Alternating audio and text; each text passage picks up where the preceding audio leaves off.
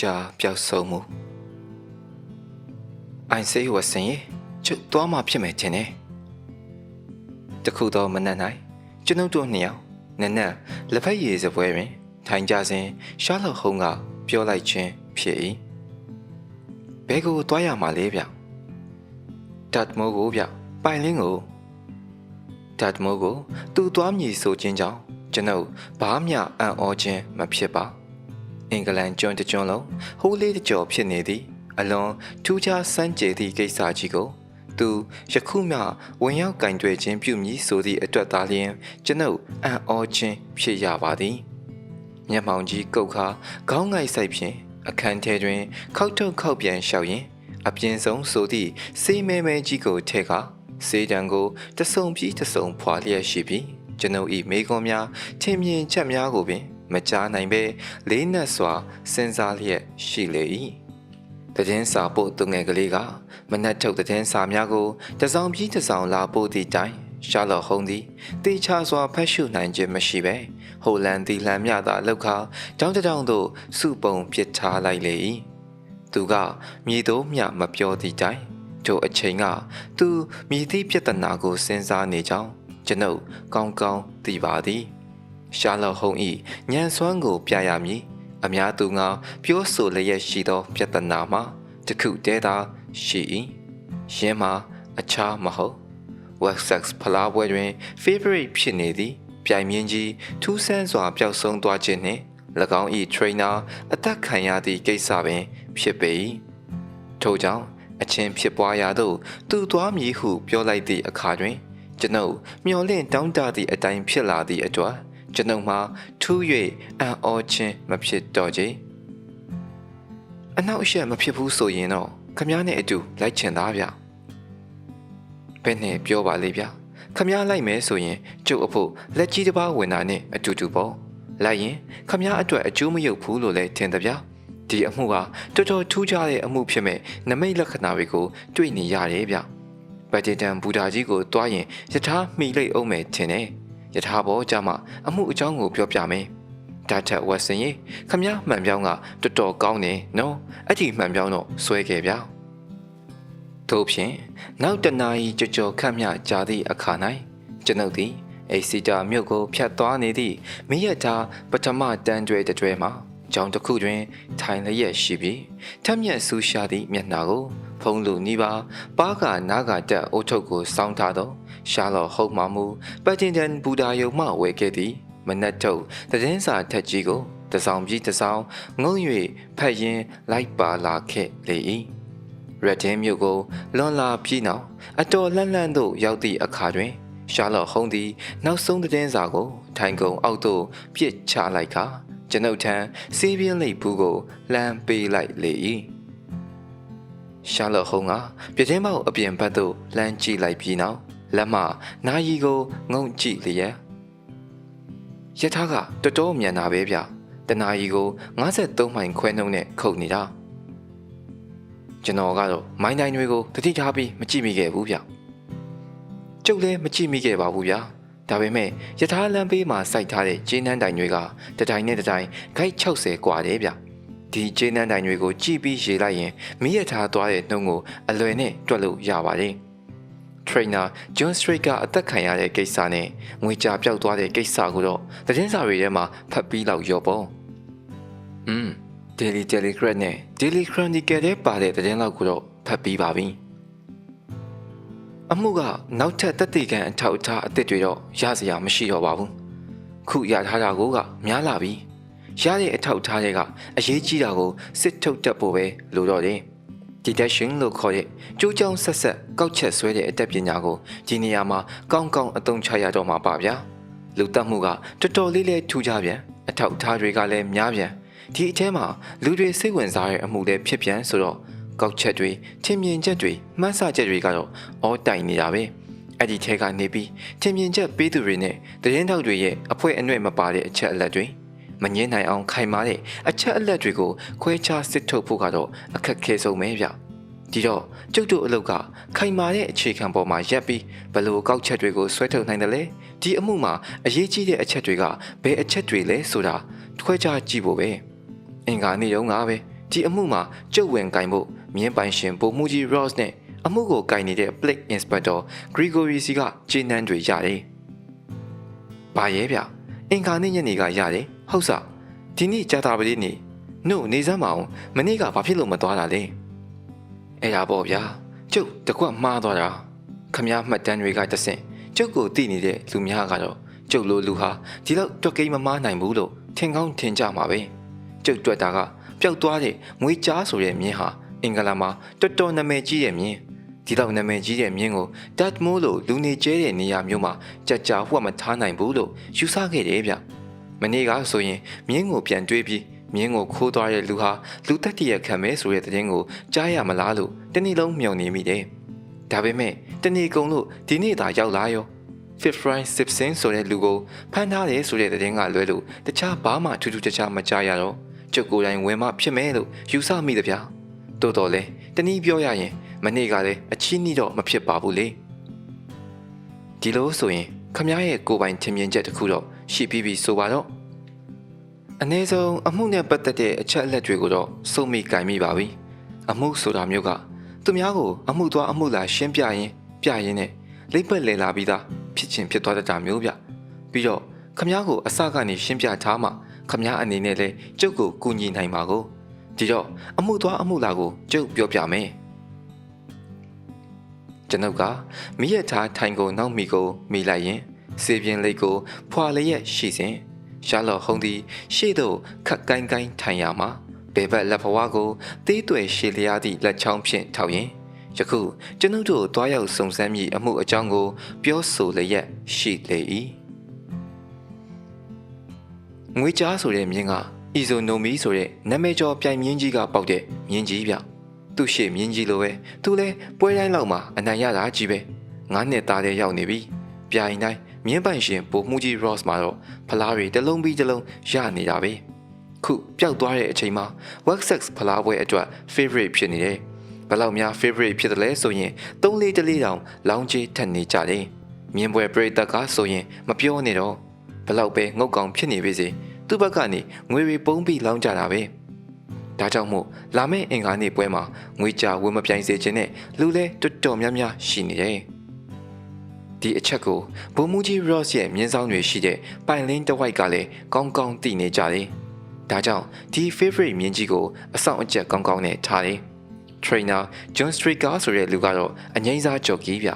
ကိုအလေးချိန်များလာလို့ဗိုလ်မှူးကြီး Ross ရဲ့ကြော်ကြီးဘဝကအနားယူခဲ့တယ်အနားမယူခင်အထိဗိုလ်မှူးကြီး Ross ရဲ့မြင်းတွေကိုစီးလာတဲ့တက်တန်းတစ်လျှောက်မှာအမြဲတမ်းအနိုင်စီးခဲ့တာကြီးပဲဗိုလ်မှူးကြီးစီမာတင်ဂျော်ကီလောက်ခဲ့တာ9နှစ်ရှိပြီ trainer လောက်ခဲ့တာကတော့9နှစ်လောက်ရှိရောမယ်အလုပ်လဲစူးစမ်းတယ်သစ္စာလဲရှိတယ် striker ရဲ့အောက်မှာမြင်းထိန်တဲ့ကောင်လေး3ယောက်ပဲရှိတယ်စောင်းကလည်းတိတ်မကြည့်ဘူးလေအားလုံးပေါင်းမှမြင်း4ကောင်လောက်ပဲရှိတာကိုမြင်းဆောင်မှာကောင်းလေးတယောက်ညတိုင်းဆောင်အိပ်ပြီးကျန်တဲ့2ယောက်ကမြင်းဆောင်အပေါ်တက်ကထခိုးလေးမှာအိပ်ကြတယ်သူတို့3ယောက်စလုံးမှာလည်းအချင်းစာရိတာနဲ့ပတ်သက်လို့ဘာမှပြောစရာမရှိလာပါဘူး trainer John Stricker ကတော့လူလွတ်မဟုတ်ဘူးဗျအိမ်တောင်နဲ့မြင်းဆောင်နဲ့ဂိုင်းနေရလောက်ဝေးတဲ့နေရာမှာအင်္ဂလိပ်တအိမ်နဲ့တက်နေတယ်ဒါသမီးမရှိဘူးမိမအစီခံတယောက်ရှိတယ်စီဝါရေးလဲတိတ်မဆိုးလာပါဘူးချောင်းလဲပဲဆိုပါတော့အဲ့ဒီနားတဝိုက်ကတော်တော်လေးလူအသွားအလာပြတ်တယ်ဗျဒါပေမဲ့မြောက်ဖက်မိုင်ဝက်လောက်မှာတော့လူနာတွေနဲ့ဓာတ်မိုးတွေကိုရှူကျင်သူများအတွက်ဒါဗစ်စတော့ကကန်ထရိုက်တာတွေစောက်ထားတဲ့နလန်ထစကန်ကလေးတစ်ခုရှိတယ်ဒါဗစ်စတော့ကတော့အနောက်ဘက်2မိုင်လောက်သွားရသေးတယ်အဲ့ဒီကအနောက်ထပ်2မိုင်လောက်သွားရင်စကြက်ကွင်းကြီးတစ်ခုရှိတယ်အဲ့ဒီမှာ Lock Backwater ပိုင်နဲ့တော်တော်ကြီးတဲ့မြင်းဆောင်တွေရှိတယ်အဲ့ဒီမြင်းဆောင်တွေကိုအုပ်ချုပ်တဲ့လူက Sila Brown နဲ့ဒါကလွဲရင်တော့စကြက်ကွင်းမြင့်ကြီးတစ်လျှောက်မှာလူနေအင်ဂျီဆိုလို့ဘာမှမရှိဘူးပြုတ်တော်ကြီးပဲတခါတလေတော့ Gypsy တွေလာပြီးစခန်းချတဲ့ကြရဲ့အဲ့ဒါကတော့တနင်္လာနေ့ငွေကြာပျောက်မသွားခင်အခြေအနေပဲပျောက်တဲ့နေ့ညတော့ကမြင်းတွေကိုအညောင်းပြေလေးချင်းပြီးထုံးစံအတိုင်းရေတိုက်တယ်ပြီးတော့မြင်းတွေကိုစောင်းမှတွင်းပြီးစောင်းကိုပိတ်လိုက်တဲ့ပိတ်ပြီးကောင်လေး2ယောက်က trainer အိမ်ကမိဖို့ထဲမှာထမင်းစားနေကြတော့နက်ဟမ်ဘာဆိုတဲ့ကောင်လေးကစောင်းမှစောင့်ကြံခဲ့တယ်9နာရီကြော်လေးကြတော့အင်စီအမျိုးသမီး Edith Baxter ကစောင်းမှစောင့်နေတဲ့ကောင်လေးစီကိုညစာသွားပို့တယ်ဟင်းကတော့အမဲသားဟင်းတစ်ခွက်ပဲပါတဲ့ဗျ အိမ်စီမျိုးသမီးကကောင်းလေးဖို့ရေတို့ဘာတို့တော့ယူမသွားတော့ဘူးတဲ့။ဆောင်းထဲမှာရေပုံပိုင်းရှိပြီးသားပဲ။ရေပုံပိုင်းကတောက်လိုက်မယ်ဆိုပြီးမယူတာတဲ့။ပြီးတော့ကောင်းလေးတွေမြင်းဆောင်ဆောင်ဖို့ဂျူတီကြရင်အရက်တို့ဘာတို့ကိုမတောက်ရဘူးလို့စီကံလုပ်ထားတဲ့။အဲ့ဒီညကတော်တော်မောင်းပြီးစကြက်ကွင်းကြီးဖြတ်သွားရမှာဆိုတော့အမျိုးသမီးကမှန်အိမ်တစ်လုံးယူသွားတဲ့။ EJ Baxter လည်းမြင်းဆောင်နဲ့ဂိုက်30လောက်အကွာရောက်ရောအမောင်ရိပ်ထဲကလူတယောက်ထွက်လာပြီးသူ့ကိုအရက်ခိုင်းနေ။ရှေ့ကမီးရောင်နဲ့ထွက်လာလို့ကြည့်လိုက်တော့လူကတတနာနာမုံမုံရီရီပဲတဲ့။တကလက်ဝတ်စုံမီးခိုးရောင်ကိုဝတ်ထားပြီးအဝတ်အိုးထုတ်ပြော့တစ်လုံးကိုစောင်းထားတယ်။ခြေထောက်မှာခြေပတ်ပတ်ထားပြီးလက်ကင်ဘူးတက်ထားတဲ့ဟန်တိန်တုတ်တစ်ချောင်းကိုကင်ထားတယ်။သူ့မျက်နှာကဖြူဖြူရောဖြစ်နေပြီးအမူအရာကလည်းကနာမငြိမ်တော့တိတ်ပြီးအကဲမရဘူးပေါ့။အသက်ကတော့သူ့အထင်30ကျော်လောက်ပြီတဲ့။ညီမလေးမျက်စိလဲလာလို့ပါကွယ်။ခုဘယ်နေရာရောက်နေတာလဲ။မီးအောင်ကိုသာမမြင်မိလိုက်ရင်ငါတော့စကြက်ကွင်းကြီးတဲ့အိတ်ရတော့မှာပဲ။ရှေ့နာကပိုင်လင်းမြင်းဆောင်တွေပဲတော့။ဟာဟုတ်လား။ကန်ကောင်းလိုက်တာကွယ်။အဲ့ဒီဆောင်မှာတငယ်ကလေးတယောက်တည်းညညဆောင်အိတ်တယ်လို့ကြားရတယ်။ခုအဲ့ဒီကောင်လေးစီထမင်းတော့ပို့မလို့လား။ညီမလေးအဝတ်စားတစ်ကလေးများမလိုချင်ဘူးလား။လိုချင်ရင်ဟောက်ရကလေးကိုကောင်လေးကိုပေးပါလား။ညီမလေးကျေးဇူးကိုမမေ့ပါဘူးကွယ်လို့ပြောပြီးအိတ်ထဲကစာရွက်ခောက်ကလေးတစ်ခုကိုထုတ်ပေးတဲ့။ကောင်မလေးလည်းသူ့ကြည့်ပြီးအကဲမရတာနဲ့သူ့ထမင်းကြိုင်ပေးနေကြမြင်းဆောင်ထက်ခိုးပတင်းပေါက်နာကိုကြောက်ကြောက်နဲ့ပြေးလာခဲ့တယ်။ပတင်းပေါက်ကပွင့်လို့တဲ့ဗျ။ဟန်တာကလည်းအထက်ကစပွဲကလေးတစ်လုံးမှာထိုင်းလို့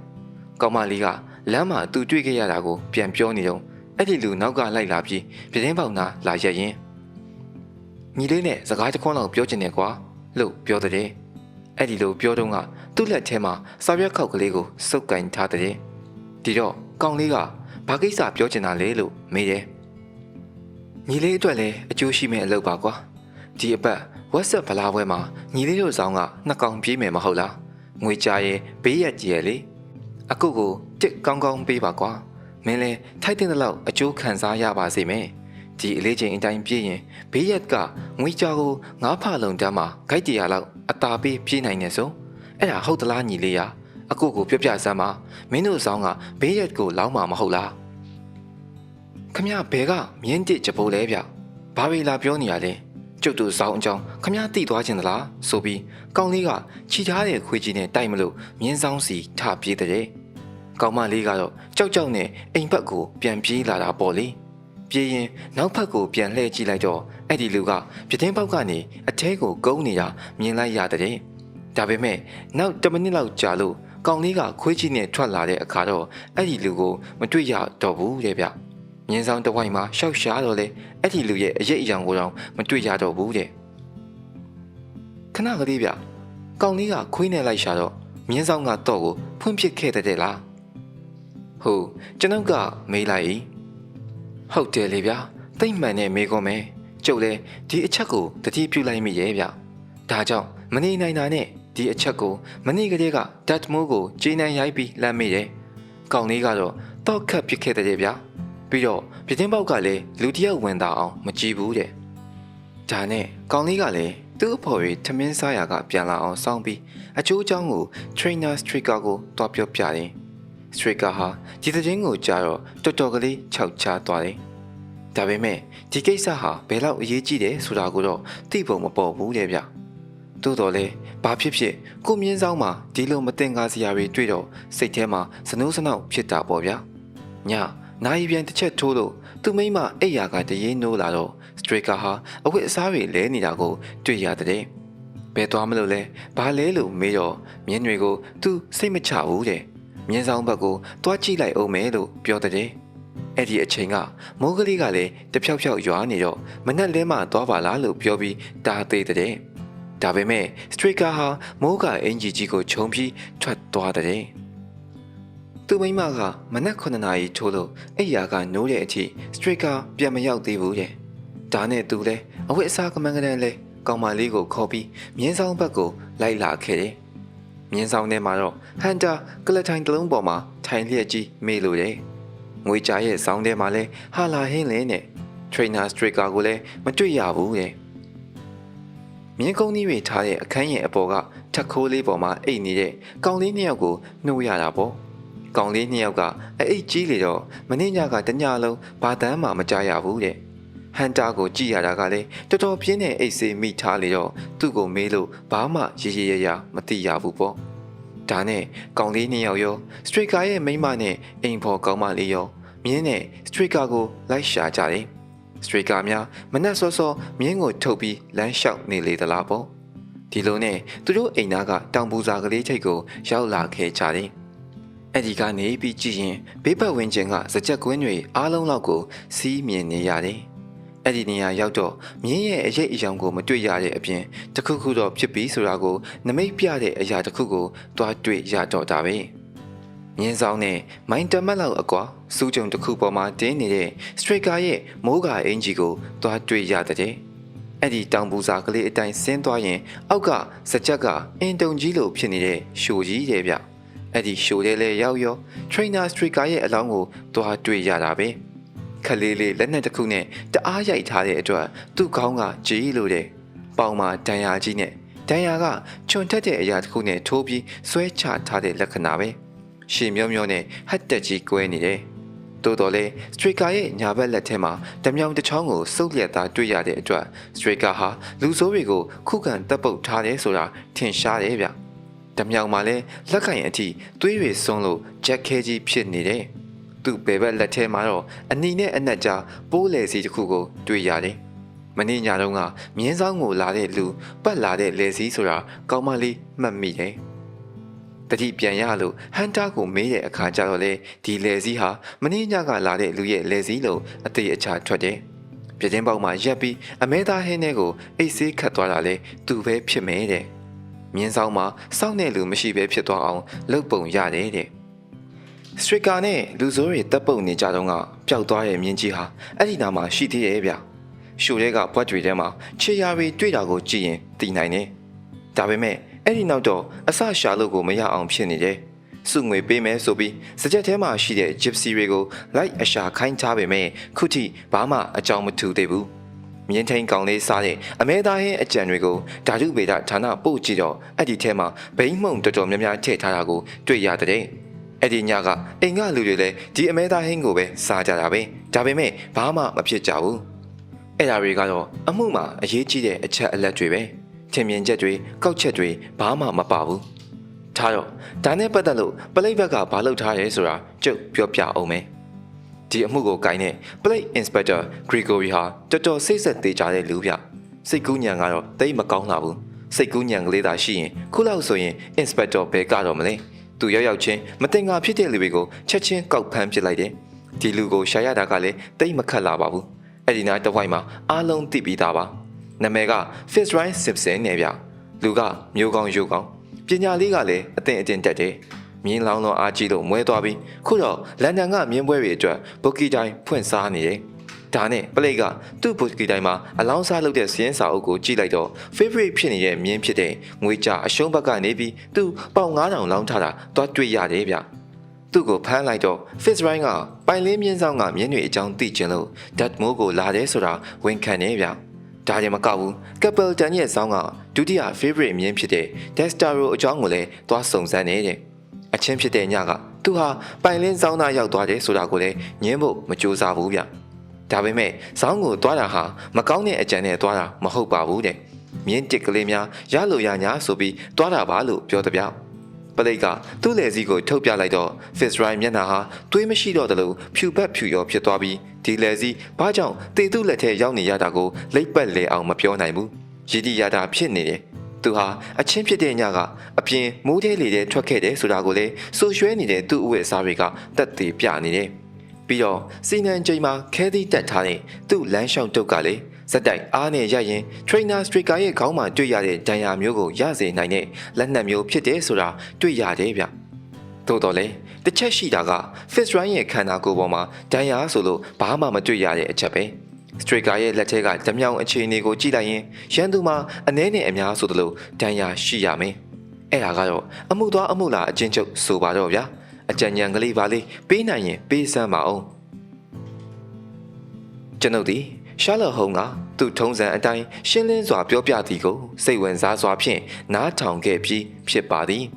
အချက်အလက်အများစုမှာကျွန်ုပ်သိပြီးသားအချက်အလက်များဖြစ်သည့်တိုင်၎င်းတို့၏အရေးကြီးပုံနှင့်၎င်းတို့၏အချင်းချင်းဆက်နွယ်နေကြပုံတို့ကိုမူကောင်းစွာသဘောပေါက်ခြင်းမရှိသေးချေ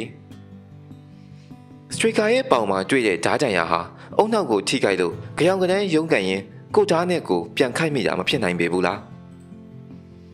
ဖြစ်နိုင်ုံနဲ့မကဘူးဗျဒီအတိုင်းဖြစ်ဖို့တော်တော်ကြီးကိုအလားအလာများနေတယ်ဒီအတိုင်းသာမှန်ရင်တော့တရားခံအဖို့အားကိုးရမယ့်အချက်တစ်ချက်လျော့သွားပြီဗျပလိဘက်ကရောဘလို့များယူဆတဲ့တုံးဗျဘယ်လိုပဲယူဆချက်တွေထဲမှာဟာခွက်တွေရှိစမြဲပဲဗျစင်လုံးချောမနေဘူးပလိကတော့ Fist Right ဟာမြင်းချင်းကောင်လေးကိုစီးခတ်ပြီးတော့တူနဲ့မြင်းဆောင်ကိုဖွင့်တယ်အရွေးခိုင်းဖို့ရည်ရွယ်ချက်နဲ့မြင်းကိုပြန်ပေးဆွဲတယ်လို့ယူဆတယ်ဗျမြင်းဆက်ပြောင်းနေပုံထောက်တော့တရားခံဟာမြင်းကိုဇက်တက်ပြီးယူသွားပုံရတယ်တရားခံဟာမြင်းကိုထုတ်တကားကိုဟင်းလင်းဖွင့်ထားပြီးမြင်းကိုစကြက်ကွင်းဘက်ကိုဆွဲသွားဟန်တူတယ်အဲ့ဒီမှာချင်းနောက်က trainer striker လိုက်လာပြီးနှစ်ယောက်သားစကားများကြတယ် Fist Right ဟာလက်ထဲမှာပါလာတဲ့ခဲသီးတုံးနဲ့ trainer ခေါင်းကိုရိုက်လိုက်တယ်ပြန်ပြီးကာကွယ်တဲ့အနေနဲ့ striker ကဓာတ်နဲ့ထိုးလိုက်ပေမဲ့တရားခံကိုမထိဘူးမြင်းတခိုးဟာမြင်းကိုတနေရာမှာရင်လဲဖွက်ထားရမယ်ဒါမှမဟုတ်သူတို့နှစ်ယောက်လုံးထွေးတပ်ပုတ်နေတော့မြင်းဟာလွတ်ထွက်သွားပြီးခုလောက်ဆိုရင်စကြက်ထဲမှာရင်လဲရှိနေရမယ်လို့ပလိတ်ကယူဆတယ်ကျုပ်ကတော့သူတို့အဆိုကိုတိတ်လက်မခံချင်တော့ဘူးဒီပြင်ယူဆချက်တွေကတော့တာပြီးတော့မဖြစ်နိုင်သေးတယ်ဒါပေမဲ့အချင်းဖြစ်တဲ့နေရာကိုရောက်သွားရင်တော့လက်တွေစမ်းတက်လို့ရတော့မှာပါလေခုနေအချက်အလက်မပြည့်စုံသေးပဲနဲ့တောင်စင်ရေမရရှောက်စင်းစားနေလို့ကတော့ဒီထက်ဘာမှထူပြီးအဖြေထွက်မှာမဟုတ်ပေဘူးတိုင်းတစ်ခုအလဲမှာပန်းကြွတဲ့စိတ်တစ်ခုကဲ့သို့စဝိုင်းတန်းရှိနေသောဒတ်မိုးနယ်အလဲတွင်ရှိသည့်တာဗစ်စတော့မြို့ကလေးသို့ကျွန်ုပ်တို့ရောက်သွားသည့်အချိန်၌နေအတော်ဆောင်းခဲ့လေပြီဘူတာယုံတွင်ကျွန်ုပ်တို့အားစောင့်ကြိုလျက်ရှိသည့်လူနှစ်ယောက်ကိုတွေ့ရ၏တယောက်မှာအရက်မြင့်မြင့်ဥပဒေရုပ်ကောင်းကောင်းလူတစ်ယောက်ဖြစ်ပြီးချင်းသိလဲဆန်းကဲ့သို့ရှေလျားသည့်သပင်မုတ်စိမ်မွေးနှင့်ဆူရှာပြားလဲသောမျက်လုံးများရှိလေ၏အခြားတစ်ယောက်မှာလူသေးသေးနှင့်ခတ်တွတ်တွတ်ဖြစ်ပြီးအဝတ်အစားကိုတက်ရက်တက်ရှင်းစွာစတိုင်ကြကြဝစ်စင်တက်သူတစ်ယောက်ဖြစ်လျက်ကုတ်အင်ကြီးရှိခြေဝတ်တူတူဝစ်စင်ထားလေ၏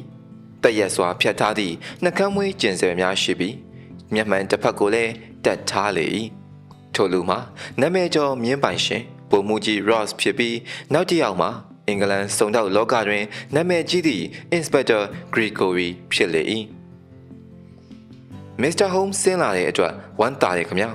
ဟောဒီက Inspector ကြီးကတော့လှုပ်ရှားရှိတာတွေကိုအားလုံးလုပ်ပြီးတလောက်ရှိပါပြီ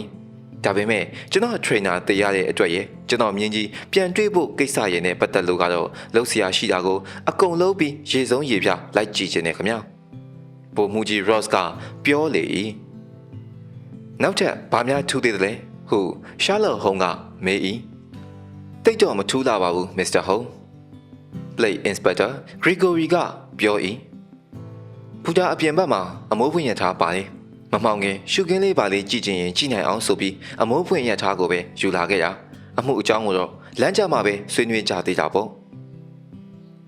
နောက်10မိနစ်ခန့်ကြာသောအခါ၌ကျွန်ုပ်တို့သည်အမိုးဖွင့်ရထားကလေးပေါ်သို့ရောက်လျက်ရှိကြပြီးခဏကြာလျင်ထူးဆန်းသည့်ဒီပွန်ရှိုင်းယာမြို့ကလေးထဲမှဖြတ်၍မောင်းလာခဲ့ကြလေ၏Plate Inspector Gregory မှာအမှုအကြောင်းအရာများကိုမိုးမော်အောင်ပြောဆိုလာကထင်မြင်ချက်ပေးလျက်ရှိ၍ရှောလာဟုံးမှမူကစကားမပြောလာပဲတခါတရံတွင်မေကွန်းထောက်မေးခြင်းအမေဒိတ်တံပြုခြင်းစသည်တို့လောက်သာပြုလုပ်တတ်ပေ၏ဗိုလ်မှူးကြီး Ross မှာထိုင်ကုန်ကိုမှီ၍လက်ပိုက်လိုက်လာလေရာခေါင်းပေါ်တွင်စောင်းထားသည့်အိုးထုတ်သည်သူ့မျက်နှာပေါ်သို့ရှောကျလျက်ရှိလေ၏ကျွန်ုပ်ကစုံတောင်းနှစ်ယောက်ပြောဆိုနေသည့်စကားများကိုစိတ်ပါဝင်စားစွာနားထောင်လျက်လိုက်ပါလာခဲ့လေ၏Plate Inspector Gregory သည်ယထာပေါ်တုန်းကရှာလော့ဟုံးပြောခဲ့သည့်အတိုင်းသူ့ကိုယ်ပိုင်အယူအဆကိုတင်ပြလျက်ရှိပေ၏ခုထိတော့ Fist Right ဟာပိုက်ကွန်ထဲမှာအစင်းသားမိနေပြီဗျကျွန်တော်တို့လိုချင်တဲ့လူဟာသူပဲဖြစ်ရမယ်လို့ကျွန်တော်ထင်နေရဲ့ဒါပေမဲ့မျက်မြင်သက်သေမရှိပဲပတ်ဝန်းကျင်သက်သေအထောက်ထားနဲ့ဆွဲရတာဖြစ်နေလေတော့နောက်ထပ်အထောက်အထားတစ်ခုတွေ့တာနဲ့တပြိုင်နက်အခြေအနေတစ်မျိုးပြောင်းကျင်ပြောင်းသွားနိုင်တယ်ဆိုတာကိုလည်းကျွန်တော်အတိအမှတ်ပြုပါတယ်စထရီကာရဲ့ဓာတ်ကြံရကရောလဲကျသွားတော့မှကိုယ်တမြောင်နဲ့ကိုပြန်ထိုးမိတယ်လို့ပဲကျွန်တော်တို့ယူဆတယ်ယထာပေါ်မှာတော့ကကျုပ်မိတ်ဆွေဒေါက်တာဝါဆန်ကလည်းဒီ ဒီအတိုင်းပဲထင်မြင်ချက်ပေးခဲ့တယ်ဗျဒီလိုဆိုရင် Fitzroy အပေါ်မှာပိုးပြီးပြီးသွားပေတာပေါ့ဒါပေါ့ပိုးပြီးလေးသွားတာပေါ့သူ့လက်ထဲမှာဓာတ်လည်းမရှိဘူးဒဏ်ရာရထားတဲ့လက္ခဏာလည်းမတွေ့ရဘူးပြီးတော့တက်တေကန်အထောက်အထားကလည်းတော်တော်ကြီးကိုခိုင်လုံနေတယ် Fitzroy ဟာ favorite ဖြစ်တဲ့မြင်းကြီးပျောက်သွားစေခြင်းနဲ့မြင်းချင်းကောင်လေးကိုစိတ်ခတ်တယ်လို့ထင်စရာအကြောင်းတွေရှိနေတယ်အချင်းဖြစ်တဲ့ညကမိုးတဲလေထဲမှာအပြင်ရောက်နေတယ်သူ့လက်ထဲမှာလည်းခဲသီးတက်တဲ့ဟန်တိန်တုတ်ကြီးကိုကင်ထားတယ်သူ့လက်စည်းကိုတေသူ့လက်ထဲမှာတွားတွေ့ရတယ်ဒီလောက်ဆိုရင်ရုံးတင်ဖို့အတော်ကြီးကိုခိုင်သွားပြီထင်တယ်ခင်ဗျရှာလော့ဟုံးကခေါင်းကိုရမ်းလိုက်ရင်ဒီလောက်နဲ့တော့မရသေးဘူးလေရှေ့နေကောင်းကောင်းနဲ့တွေ့လိုက်ရင်ဒါရီအလုံးဖယုတ်ဖယဲဖြစ်သွားနိုင်တယ်တရားခံဟာဘာဖြစ်လို့မြင်းကိုမြင်းဆောင်အပြင်ဘက်ထုတ်သွားရတယ်လဲမြင်းကိုတစုံတရာဒဏ်ရာရအောင်လုပ်ခဲ့ခြင်းနဲ့ဆိုရင်ဇောင်းထဲမှာပဲလုပ်လို့မဖြစ်နိုင်ဘူးလားဘိမုံကိုဘယ်ပရဆေးဆိုင်ကဝယ်လာခဲ့တာလဲသူ့ကိုဘာကြောင့်ရောင်းရတယ်လဲပြီးတော့တရားခံဟာတနေ့သားဒီနယ်ကိုကောင်းကောင်းကျွမ်းတာမဟုတ်ဘူးဒီလိုလူစိမ်းတစ်ယောက်ကငွေကြလို့နာမည်ကျော်မြင်းတကောင်ကိုဘယ်နေရာမှာတွားဝတ်ထားမလဲမြင်းချင်းတငယ်ကလေးကိုပေးပါလို့ပြောပြီးကောင်းမလေးကိုထုတ်ပြတဲ့စာရွက်ဟာဘာစာရွက်လို့သူကထွက်ထားတယ်လေသူကတော့အဲ့ဒီစာရွက်ဟာ10ပေါင်တန်ငွေဆက်ကူတရွက်ပါလို့ထွက်ထားတယ်ဗျအလားတူ10တန်တရွက်ကိုလည်းသူ့တရေအိတ်ထဲမှာတွေ့ရသေးတယ်ဒါပေမဲ့တခြားအချက်တွေကတော့သူ့ကြောက်စရာမရှိလှပါဘူးဒီတရက်ခါဟာဒီနေ့မှာလူစိမ်းတက်တော့မဟုတ်ဘူးဗျညွေတုံးကတာဗစ်တော့ကိုနှစ်ကြိမ်တောင်လာနေသွားဘူးတယ်ဘိန်းမှုံကတော့ဒီမှာမဝယ်ပဲလန်ဒန်ကဝယ်လာတာဖြစ်မှာပေါ့တော့ကလည်းသုံးပြီးဖြစ်လေတော့မလို့တော့တဲ့အတွက်တနေရာမှာလွှင့်ပစ်ခဲ့တာမဖြစ်နိုင်ပေဘူးလားမြင်းကတော့ရှိုးတစ်ခုခုထဲမှာဖြစ်စကြက်ကွင်းထဲကကြောက်ကျင်းတဲ့ချင်းထဲမှာဖြစ်ရှိနိုင်တယ်ဗျလဲစည်းကိစ္စကိုရောသူကဘယ်လိုထွက်ထားတယ်လဲလဲစည်းကတော့သူ့လဲစည်းပဲတဲ့ဒါပေမဲ့အဲ့ဒီလဲစည်းကပျောက်သွားတယ်ဗျမြင်းကိုဘာဖြစ်လို့ဇောင်းကထုတ်သွားတယ်လဲဆိုတာနဲ့ပတ်သက်လို့တော့အမှုထဲမှာနောက်ထပ်စဉ်းစားစရာအသစ်တစ်ခုပေါ်လာတယ်ရှာလော့ဟုံးကနားကိုစွန့်ထားလိုက်သည်အချင်းဖြစ်တဲ့တနင်္လာနေ့ညတုန်းကအချင်းဖြစ်နေတဲ့နေရာနဲ့တမိုင်လောက်အကွာမှာဂျစ်စီတတိုက်စခန်းချသွားတဲ့လက္ခဏာတွေကိုတွေ့ရတယ်ဗျနောက်တနေ့ကျတော့သူတို့မရှိကြတော့ဘူးပြောင်းသွားကြတယ်ဒီတော့အကယ်၍ Fitzroy နဲ့ Gypsy တွေကြားမှာနားလည်မှုရှိခဲ့ရင် Striker နောက်ကလိုက်လာတဲ့အချိန်မှာသူဟာမြင်းကို Gypsy တွေရှိရာကိုဆွဲသွားနေတာမဖြစ်နိုင်ပေဘူးလားခုနေဆိုရင်မြင်းဟာ Gypsy တွေလက်ထဲမှာရောက်မနေနိုင်ပေဘူးလားဖြစ်နိုင်ပေတာပေါ့ခုကျွန်တော်တို့လူတွေစကြက်ကွင်းကြီးကိုပိုက်စိတ်တိုက်ပြီး Gypsy တွေကိုရှာနေကြတယ်ခင်ဗျပြီးတော့ Davis Store နဲ့10မိုင်ပတ်လည်မှာရှိတဲ့မြင်းဆောင်တွေကိုလည်းလိုက်ရှာပြီးပြီအဲ့ဒီနားမှာလေတခြား trainer ရဲ့မြင်းဆောင်တစ်ခုရှိသေးတယ်မဟုတ်လားရှိတယ်ခင်ဗျ Capleton ရဲ့ဆောင်ဒီအချက်ကိုလည်းကျွန်တော်တို့လစ်လျူပြုထားလို့မဖြစ်ဘူးအဲ့ဒီဆောင်ကမြင်းက Desperado တဲ့ငွေကြပြီးရင်သူလည်း favorite ပဲဒီတော့အဲ့ဒီဆောင်ဟာလည်းငွေကြပျောက်ဆုံးတဲ့အတွက်အကျိုးရှိနိုင်တဲ့မြင်းဆောင်ဖြစ်တယ်အဲ့ဒီဆောင်ရဲ့ trainer Sila Brown ကလည်းတော်တော်များများလောင်းထားပြီးတေသူ striker နဲ့လည်းမသိမြတ်ကြဘူးခင်ဗျတော်တော်လဲသူ့မြင်းဆောင်ကိုကျွန်တော်တို့စစ်ဆေးကြည့်ခဲ့ပြီးပြီခုကိစ္စနဲ့ပတ်သက်လို့တစုံတရာပတ်သက်တဲ့တဲလွန်စားဆိုလို့ဘာမှမတွေ့ခဲ့ဘူးခင်ဗျတရားခံ Fitzroy နဲ့ Capleton မြင်းဆောင်နဲ့ပတ်သက်ဆက်ဆက်တာမျိုးဆိုလို့တခုမှမတွေ့ရဘူးပေါ့ဘာမှမတွေ့ရဘူးဗျရှာလော့ဟုံးကယထာနောက်ခုံကိုမိ၍ထိုင်လိုက်သည်တွင်သူတို့နှစ်ယောက်စကားပြတ်သွားလေ၏မင်းနဲ့အနှဲငယ်ကြာသည့်အခါ၌ကျွန်ုပ်တို့၏ယထာသမားသည်တစက်မြိတ်ချထားသည့်အုတ်တိုက်အနီကလေးတစ်လုံးရှိတွင်ယထာကိုရက်လိုက်လေသည်အဝေးရှိမြင်ကွင်းတစ်ဖက်တွင်တင်ပုံးရောင်အုတ်ကျွတ်မိုးထားသည့်အဆောက်အုံခက်ရှိရှိတစ်ခုကိုမြင်နေရ၏အခြားဘက်သုံးဖက်တွင်မူစကြက်အောက်ခြေရှိဂျိုင်ဝမ်ကိုလှမ်းမြင်နေရပြီးကြည်လေရာတွင်ရွှေဟောင်းတို့ကြွေစပြုတ်နေသည့်ခြုံတွေများကြောင့်ရှုခင်းသည်ကျင်းနီရောင်ပေါက်လျက်ရှိလေ၏ကောင်းကင်နောက်ခံတွင်စကြက်ကွင်းပြင်ကြီးမှမြုံမဆုံးနိုင်အောင်ကျဲပြန့်လျက်ရှိ၍တနေရာတွင်မူတာဗစ်တော့မြင်းဆောင်များနှင့်အနောက်ဘက်တွင်ကက်ပလ်တန်မြင်းဆောင်ရှိရာအိမ်စုကိုမြင်နိုင်ပေ၏ကျွန်ုပ်တို့အားလုံးယထာပေါ်မှဆင်းကြတော်လေရှာလော့ဟုံးမှာယထာနောက်မိခုံကိုမိကသူ့ရှေ့တွင်မြင်နေရသည့်ကောင်းကင်ကြီးကိုစူးစိုက်ကြည့်လျက်ရှိပြီးကိုအတွင်းနှင့်ကိုငြိမ်သက်လျက်ရှိလေ၏ကျွန်ုပ်ကပခုံးကိုတို့လိုက်သည့်အခါကျမှရှာလော့ဟုံးသည်အိယာမှလက်နိုးလာသူကဲ့သို့ဖြုံးကနေထကာယထာပေါ်မှဆင်းခဲ့လေ၏ရှာလော့ဟုံးသည်၎င်းအားတအံ့တအောကြည့်လျက်ရှိသည်ပုံမူကြီး Ross ဘတ်သို့လှည့်ကပုံမူကြီးခွင့်လို့ပြနော်ကျုပ်ကကျုပ်စိတ်ကူးနဲ့ကျုပ်မိန်နေရဟု ပြောဆိုလေ၏ထိုအချိန်၌ရှာလော့ဟုံ၏မျက်လုံးများမှာအယောင်တလက်လက်တောက်ပလျက်ရှိပြီးစိတ်လှုပ်ရှားနေသဖြင့်မနေ့ချုပ်တီးထားရသည့်ဟန်မျိုးကိုသူ့အမူအရာထဲတွင်ကျွန်ုပ်တတိပြုလိုက်မိလေ၏အမှုနှင့်ပတ်သက်၍တဲလွန်စာတစ်ခုကိုတွေ့ထားလျင်ဤသို့ဖြစ်လေရှိကြောင်းကိုကျွန်ုပ်အတွေ့အကြုံအရသိလိုက်တော်လေထိုတဲလွန်စာကိုမြည်သို့မြည်ပုံရလိုက်သည်ကိုကကျွန်ုပ်မှာမစင်းစားတတ်အောင်ဖြစ်လျက်ရှိလေ၏အချင်းဖြစ်တဲ့နေရာကိုခုချက်ချင်းတွားကြည့်ခြင်းသလားမစ္စတာဟုံးအင်စပက်တာဂရီဂိုရီကမေး၏ဒီနေရာမှာခဏလောက်နေပြီးမိကုံကလေးတစ်ခုနှစ်ခုလောက်မေးချင်သေးတယ်ဗျစထရီကာရဲ့အလောင်းကိုဒီပြန်တည်လာခဲ့တယ်နော်ဟုတ်စားဟုတ်တယ်ခင်ဗျသူ့ကိုအပေါ်တက်မှာထားရင်မနှက်ဖြာမှာရုံးစစ်ချက်ရှိတယ်ဘုံမူကြီးစီမှာစထရီကာအလုပ်လုပ်လာတာတော်တော်ကြာပြီပေါ့အလွန်သစ္စာရှိတဲ့တပည့်ကောင်းတူပါဗျာစထရီကာရဲ့အလောင်းကိုတွေ့တော့ကသူ့အိတ်ထဲမှာတွေ့ရတဲ့ပစ္စည်းတွေကိုစီးရင်လုပ်ထားတယ်နော်အင်စပက်တာကြီးပစ္စည်းတွေကိုသူ့အတိုင်းခြေရလက်ရမပြတ်ထားပါရဲ့မစ္စတာဟုံးကြည့်ချင်ရင်အခန်းထဲမှာရှိပါရဲ့ဟာတိတ်ကောင်းတာပေါ့ဗျာကျွန်ုပ်တို့သည်အင်ရှိအခန်းသို့ဝင်ခဲ့ကြပြီးနောက်အလဲရှိစပွဲကြီးတစ်လုံးတွင်ဝင်ထိုင်လိုက်ကြ၏အင်စပက်တာဂရီဂိုရီသည်စတူယန်ပုံတန်တစ်တာကလေးတစ်လုံးကိုတော့ဖွင့်လိုက်ပြီးအထဲမှပစ္စည်းများကိုစပွဲပေါ်သို့တွန်ချလိုက်လေ၏ထိုပစ္စည်းများမှာမိချစ်ဘူးနှစ်ဘူးနှစ်လက်မခန့်ရှိဖျောင်းတိုင်တစ်တိုင်ဘရိုင်ယာမြစ်ဖြင့်လှုပ်ထားသည့်ဆေးတံတစ်ချောင်းခက်ရှိရှိလိထားသောဆေးတံတောက်ဆေးအိတ်တစ်လုံးရွှေကြိုးတက်ငွေရောင်လက်ပတ်နာရီတစ်လုံးရွှေတင်းကငါးပြားအလူမီနီယံခဲတံဘူးတစ်ဘူးစာရွက်အချို့နှင့် Wise in Company လန်ဒန်ဟုအမှတ်အသားပါ၍အသွာထက်ထက်တွင်စင်စွဲလက်ကင်တက်ထားသည့်ဓမြောင်တစ်ချောင်းတို့ဖြစ်ကြပေ၏ရှာလော့ဟုံးသည်ဓမြောင်ကိုကောက်၍လက်ဖြင့်စကားတေးချစွာကြည့်ရှုပြီးနောက်ဓမြောင်ကတော်တော်ထူးခြားတဲ့ဓမြောင်ပဲသွေးရည်စွန်းနေတာကိုထောက်ရင်ဒီဓမြောင်ဟာတေတုလက်ထဲမှာတွေ့ရတဲ့ဓမြောင်နဲ့တူတယ်ဟုတ်စားဒေါက်တာဝက်ဆန်ဓမြောင်ကိုစစ်ဆေးကြည့်ဖို့ကတော့ခမားနဲ့ဆိုင်နေဗျကျွန်တော်တို့ခေါ်တော့မျက်စိခွဲတဲ့ဓာတ်လို့ခေါ်တာပေါ့ဟုတ်တယ်ကျုပ်လည်းဒီအတိုင်းထင်လို့မေးကြည့်တာအလွန်နူးညံ့တဲ့ခွဲစိတ်မှုတွေကိုလုပ်ဖို့အတွက်အထူးလုပ်ထားတဲ့ဓာတ်ဗျအသွားကတိတ်နူးညံ့ပြီးတိတ်ထက်တာ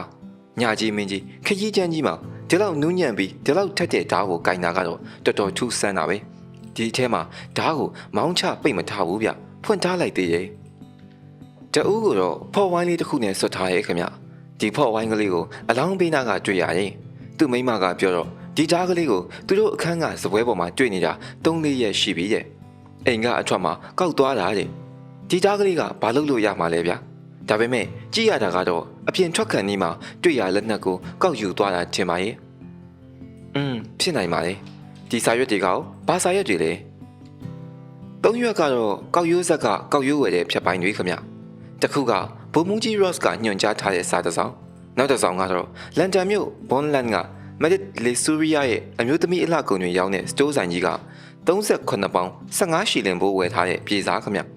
ဝယ်သူကဝီလီယံဒါဘီရှိုင်းယာတဲ့စထရစ်ကာရဲ့မိန်းမကပြောတော့ဒါဘီရှိုင်းယာဆိုတာသူ့ယောက်ျားရဲ့မိတ်ဆွေတယောက်တဲ့တခါတလေမှာသူ့စာတွေကိုသူတို့အိမ်လိပ်စာနဲ့ပေးထားရဲ့ရှာလော့ဟုံးကပြေစားစာရွက်ကိုငုံကြည့်လိုက်ခါဒါဘီရှိုင်းယာကတော့ဝစ်တာကလည်းအကောင်းစားတွေကြီးပါပဲကလားဗျကြည်စမ်းမအောင်တစုံကို22ကီနီပေးရတယ်ဆိုတော့မများလွန်းပေဘူးလားတော်တော်လေဒီကတော့ဘာမှထူးထူးခြားခြားသိရတော့မှမဟုတ်ပါဘူးလေဒီတော့အချင်းဖြစ်ပွားတဲ့နေရာကိုကြည့်ရရင်ကောင်းမယ်ထင်တယ်အဲကမှကျွန်ုပ်တို့ထွက်လာသည့်အခါ၌အဆောင်ကူလမ်းကြားတွင်ရပ်နေသည့်မိန်းမတစ်ယောက်သည်ကျွန်ုပ်အနားသို့ရောက်လာပြီးပလိတ်အင်စပက်တာဂရီဂိုရီ၏အင်ဂျီလက်ကိုလှမ်းဆွဲထားလေ၏ထိုမိန်းမမှာပိန်ချုံးကမျက်ကွင်းဟောက်ပတ်ဖြစ်လျက်ရှိပြီးစိတ်အားထက်သန်သောအမှုအရာကိုပြလျက်ရှိလေ၏ဤသည်မှာမကြသေးမီကကြောက်ဖွယ်အဖြစ်အပျက်တစ်ခုကိုကြုံခဲ့ရသည့်လက္ခဏာပင်ဖြစ်လေ၏တွေ့ပလားအင်စပက်တာမင်းဟင်အားလုံးပြန်တွေ့ပလားဟုအမောတကောမေးလေ၏မစ္စစ်စထရီကာရေမတွေ့သေးဘူးဗျဒါပေမဲ့ဟောဒီမှာမစ္စတာဟုံးလဲလန်ဒန်ကဆင်းလာပြီးကျွန်တော်တို့ကိုကူရှာပေးနေပါတယ်ကျွန်တော်တို့အတက်နိုင်ဆုံးစူးစမ်းရှာပါမယ်မစ္စစ်စထရီကာကိုပလန်မောက်ကဥယျာဉ်ပွဲတစ်ခုမှာတခါတွေ့ဘူးရဲ့ဗျရှာလော့ဟုံးကပြော၏မဟုတ်ပါဘူးရှင်လူမားလို့ဖြစ်ပါလိမ့်မယ်မမှားပါဘူးဗျာတိတ်သေးကြတာပေါ့တ တေချာတာမှဟိုဘက်တောင်10ဘူတာလောက်လွန်သေးတယ်အဲ့ဒီတော့ကခမ ्या ကခိုးရောင်ပိုးဝစ်စုံကိုဝစ်လို့ဗျတကလုံးမွေးအနာတန်းလို့ကျမမှာဒီလိုဝစ်စုံမျိုးလဲတခါမှမရှိဘူးပါဘူးရှင်အော်ဒီလိုဆိုရင်လဲပြီးပါလေရောခမ ्या ဟုတ်ဆိုကရှာလော့ဟုံးသည်အမျိုးသမီးကိုတောင်းပန်ပြီးနောက် Blake Inspector နောက်သို့လိုက်လာခဲ့လေစကြက်ကွင်းပြင်ကြီးကိုဖျက်လျှောက်ခဲ့ကြ၍အတန်ကြာလျင်ကျွန်ုပ်တို့သည်အလောင်းတွေ့သည့်ရှိုကလေးတဲ့သို့ရောက်လာခဲ့ကြလေ၏ရှိုဘေးတွင်မိုးကအင်ကြီးကြံရစ်ခဲ့သည့်စူးချုံကိုတွေ့ရလေ၏အဲ့ဒီညကလေမတိုက်ဘူးချင်နေဟုတ်စဟုတ်ရှာလော့ဟုံးကမေး၏တချမ်းမှမတိုက်ဘူးခမမိုးကတော့တော်တော်လေးတဲ့တယ်ဒီလိုဆိုရင်မိုးကအင်ကြီးဟာလေတိုက်လို့လွင့်လာပြီးကျင်းနေတာမဟုတ်ဘူးဗျတမင်လာတင်ထားတာဖြစ်လိမ့်မယ်ဟုတ်တယ်ခြုံပေါ်မှာကန့်လန့်ကြီးတင်နေရဲ့ခမ ्या ပြောလိုက်တော့ပူပြီးစိတ်ဝင်စားစရာကောင်းလာတယ်မြေကြီးကိုနင်းထားလိုက်တဲ့ခြေရာတွေကလည်းပွားစာကျဲလို့ပါလားဗျတနင်္လာနေ့နောက်ပိုင်းမှာဆိုခြေရာတွေတော်တော်များနေပြီဘေးမှာဖြာခင်းပြီးဖြာပေါ်ကရက်ကြည့်ကြတာပါကောင်းတယ်ဗျဟောဒီအိတ်ထဲမှာ striker စီးတဲ့ပိုပနက်တစ်ဖက်ရဲ့ fist right စီးတဲ့ဖက်နက်တစ်ဖက်ရဲ့ငွေကြားရဲ့ခွာမှာရိုက်ထားတဲ့တန်ခွာရဲ့တိမ့်ထားရဲ့ခင်ဗျဒီတချီတော့ကျုပ်တို့ inspector ကြီးတဲလှုပ်လိုက်ပါလားဗျSherlock Holmes သည်အိတ်ကိုဆွဲယူပြီးနောက်ရှိုတဲသို့ဆင်းခဲ့ပြီးလျင်ဖြာကိုအလဲကျကျနေရာသို့ရွှေ့လိုက်လျက်ဝင်ရမှောက်ကားခြေဖြင့်နင်းထားသည့်ရွှွန့်ပွက်ကိုအသေးအချာကြည့်လျက်ရှိရာမှအလိုဟောတယ်မှာပါလဲဗျဟုအလန့်တကြားအော်လိုက်လေ၏ရင်းမှာတဝက်လောင်ထားသည့်မိချစ်ဆန်တစ်ချောင်းဖြစ်ပြီးရွှွန့်တို့ပေကြံလျက်ရှိခြင်းကြောင့်ရုတ်တရက်ကြည့်လိုက်လျင်တစ်သားစာကလေးတစ်စားနှင့်တူနေလေ၏Inspector Gregory မှာအနှဲငယ်စိတ်ပြတ်သွားဟန်ဖြင့်ကျွန်တော်လည်းတတိချာချာကြည့်တာပဲဘလို့လို့မျက်စိရှမ်းသွားတယ်မသိဘူးရွှွန့်နှဲမြုပ်နေတော့ဘယ်မြင်နိုင်မလဲဗျကျုပ်သားအဲ့ဒီပစ္စည်းကိုလိုက်ရှာနေလို့တွေ့တာကိုဘာခမ ्या ကဒီပစ္စည်းကိုလိုက်ရှာနေတာဟုတ်လားဟုတ်တယ်ဗျတွေ့လိုက်မယ်လို့ကျုပ်တွက်ထားတာရှာလော့ဟုံးသည်အိတ်ထဲမှဘုတ်ဖနက်ကိုထုတ်ယူပြီးနောက်ရွှွန့်ပေါ်တင်နေသောဖနက်ရာများဖြင့်နှိုင်းရှင်ကြည့်လျက်ရှိလေ၏ထို့နောက်ရှိုကမ်းပါသို့တက်လိုက်ပြီးလျှင်ခြုံများကြားတွင်ဝမ်းရမောက်တွားသွားလျက်ရှိလေ၏နောက်ထပ်တော့ခြေရာရီပါရီကိုမတွေ့ရတော့ပါဘူးအဲ့ဒီနေရာကိုဗဟိုပြုပြီးကျွန်တော်ပတ်ပတ်လေခိုက်တရာအကွာအထိမြေကြီးကိုနှက်အောင်ရှာပြပြီး Inspector Gregory ကပြောလေ၏Sherlock Holmes သည်တွားနေရာမှထထိုင်လျက်ခမ ्या ကဒီလောက်ပြောနေမှတော့ကျွန်တော်မကြည့်တော့ပါဘူးဗျာစော်ကားသလိုဖြစ်နေပါလိမ့်မယ်တိုးတော်လဲမမောင်ခင်စကြက်ကွင်းနဲ့တော့နည်းနည်းလောက်ရှောက်ကြည့်လိုက်ချင်တယ်ဗျာမနေ့ပြန်ကြရင်ကျုပ်အတွက်စဉ်းစားစရာလေးတွေများရမလားလို့ဟောဒီမြင်းခွာကိုလည်းခဏယူသွားခြင်းနဲ့မြင်းခွာဆောင်ရင်အောင်တယ်လို့ပြောတတ်ကြလို့ကျွန်တော်အီမိတ်ဆွေရှာလော့ဟုံးက AACC စနစ်တကျအလုပ်နေသည်ကိုမြင်သည့်အခါတွင်ပုံမှုကြီး Ross မှာစိတ်မရှိတော့ပဲနာယီကိုတကြည့်ကြည့်ဖြစ်လျက်ရှိလေပြီInspector ကြီးကျွန်တော်နဲ့လိုက်ခဲ့ပါလားတိုင်ပင်စရာလေးနည်းနည်းရှိလို့အထူးသဖြင့်ကျွန်တော်တို့မြင်းကိုဖလားပွဲတွင်းထားတဲ့စီးရင်ကဖြတ်တဲ့မဖြတ်တဲ့ဆွေးနွေးခြင်းလို့ပါဘာလို့ဖြတ်ရမှာလဲစီးရင်တွင်းထားလိုက်ပါဟုတ်ရှာလော့ဟုံးကပြတ်သားစွာပြောလေ၏ပုံမှုကြီးကဥညွတ်လိုက်ပြီးဟုတ်ကဲ့ခင်ဗျာစုံတောက်ကြီးရဲ့ချင်းမြင်ချက်ကိုကြားရတဲ့အတွက်ဝမ်းသာပါတယ်စုံတောက်ကြီးရှောက်ကြည့်ပြီးရင်သာစထရီကာရဲ့အိမ်ကိုကြွခဲ့ပါအဲ့ဒီကမှ Davis Stock ကိုမြင်းလဲနဲ့အတူတူပြန်ကြတာပေါ့ပုံမှုကြီးနှင့် Gregory တို့ပြန်သွားကြသည့်အခါ၌ကျွန်ုပ်နှင့် Sherlock Holmes တို့သည်စကြက်ကွင်းကိုဖျက်၍ရှောက်လာခဲ့ကြလေ၏နေလုံးသည်အနောက်ဘက် Capleton မြင်းဆောင်များနောက်ဘက်သို့ရှောကျစပြုလျက်ရှိသဖြင့်ကျွန်ုပ်ရှေ့တွင်ရှိသည့်ကုန်းဆောင်တစ်လျှောက်တွင်ရွှေရောင်တောက်လျက်ရှိကာခြုံနွယ်တို့ထူတက်စွာပေါက်နေသည့်နေရာတစ်ဝိုက်တင်မူခရမ်းရောင်ခမိုင်းမိုင်းတန်းလျက်ရှိလေ၏တို့ရာတွင် Sherlock Holmes မှာလေးနက်စွာတွေးတောစဉ်းစားလျက်ရှိသဖြင့်ညနေစီးစာ၏အလှအပကိုတတိမပြုတ်မိချေ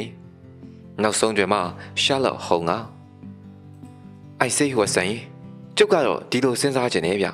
Trainer Striker ကိုဘယ်သူတတ်တယ်လဲဆိုတဲ့ကိစ္စကိုအသာထားပြီးမြင်းပါဖြစ်တယ်ဆိုတဲ့ကိစ္စကိုအရင်စုံစမ်းခြင်းနဲ့ဆိုပါစို့ဒီမြင်းဟာ Striker နဲ့ရန်သူလုံထွေရစ်ပတ်ဖြစ်နေတော့မှဖြစ်စေသို့မဟုတ် Striker အသက်ခံရပြီးမှဖြစ်စေလွတ်ထွက်သွားတယ်ဆိုရင်ဒီမြင်းဟာဘယ်မှာရှိနိုင်တယ်လဲမြင်းဆိုတဲ့တတော်ဟာတော်တော်မှတ်မိတဲ့တတော်မျိုးဗျတကောင်နဲ့လွတ်ထွက်သွားရဲဆိုရင်ပိုင်လင်းဆောင်ကိုရင်လဲပြန်မယ် သို့မဟုတ်ရင်လည်းအနားမှာမြင်းတွေရှိတဲ့ကပတန်ဆောင်ကိုရင်လည်းတွားရမယ်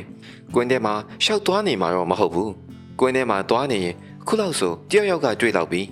ဂျစ်စီတွေကမြင်းကိုခေါ်သွားဖို့ဆိုတာလည်းမဖြစ်နိုင်ဘူးသူတို့ကဘာလုပ်ဖို့ဒီမြင်းကိုခေါ်သွားမှာလဲဂျစ်စီဆိုတဲ့လူမျိုးကသူတို့အနားမှာဒီလိုရှုပ်ရှုပ်ရှက်ရှက်ဖြစ်ရင်တခါတည်းစခန်းပြောင်းတာပဲပလိတ်ကလာမေးရတို့ဘာတို့တဲပြီးအဖြစ်မခံချင်ကြဘူးပြီးတော့ဒီမြင်းကြီးကိုဆွဲသွားပြီးဘဲသွားရောက်မလဲဗျတော်တော်ကြာတခုခုဖြစ်ရင်အကျိုးရှိဖို့ထက်အကျိုးရုပ်ဖို့ကများလေတော့မတိချတာကိုဘယ်လုပ်မလဲဒါကြောင့်မြင်းဟာသူတို့လက်ထဲမှာမရှိနိုင်ဘူးဆိုတာရှင်းနေတယ်ဒါဖြင့်ဒီမြင်းကြီးကဘယ်မှာလဲဗျပိုင်လင်းဆောင်ကိုဖြစ်ဖြစ်ကပယ်တန်ဆောင်ကိုဖြစ်ဖြစ်သွားမယ်လို့ကျုပ်ပြောပြီးပါပကောခုအထိတော့ပိုင်လင်းဆောင်မှာမရှိဘူးဒါကြောင့်ကပယ်တန်ဆောင်မှာပဲရှိရလိမ့်မယ်ရှေ့ဆက်စဉ်းစားလို့ရအောင်ဒီအချက်ကိုအခြေခံထားပြီးကြည့်ရင်ဘယ်လိုနေမလဲကြံကြည့်ရအောင်Inspector Gregory ပြောတဲ့အတိုင်းဆိုရင်ခုကျုပ်တို့ရှောက်နေတဲ့စကြက်မြေဟာချစ်ပြီး6တွေ့နေတယ်ဗျဒါပေမဲ့ကပယ်တန်ဆောင်ဘက်ကြတော့မြေဟာဒီလောက်မချစ်တော့ပဲခပ်ပွားပွားဖြစ်နေတယ်ဟောဒီကနေကြည့်လိုက်ရင်ရှိုးတစ်ခုကိုမြင်ရလိမ့်မယ်တနင်္လာနေ့ညကမိုးတော်တော်တဲရွာထားတယ်ဆိုတော့အဲ့ဒီနာတစ်ဝိုက်မှာမြေဟာဆူဆွတ်နေလိမ့်မယ်အကယ်၍မြင်းဟာကျုပ်တို့တွက်တဲ့အတိုင်းကပယ်တန်ဆောင်ဘက်ကိုသွားတယ်ဆိုရင်ဒီရှိုးကိုဖျက်ရလိမ့်မယ်ဒါကြောင့်အဲ့ဒီဘက်ကိုသွားတဲ့မြင်းချေရာလိုက်ရှာကြည့်ခြင်းနဲ့ကျွန်ုပ်တို့သည်စကားတပြောပြောနဲ့ခတ်တွတ်တွတ်ကလေးရှောက်လာခဲ့ကြရာမကြမီပင်ရှိုးတဲသို့ရောက်လာခဲ့ကြလေ၏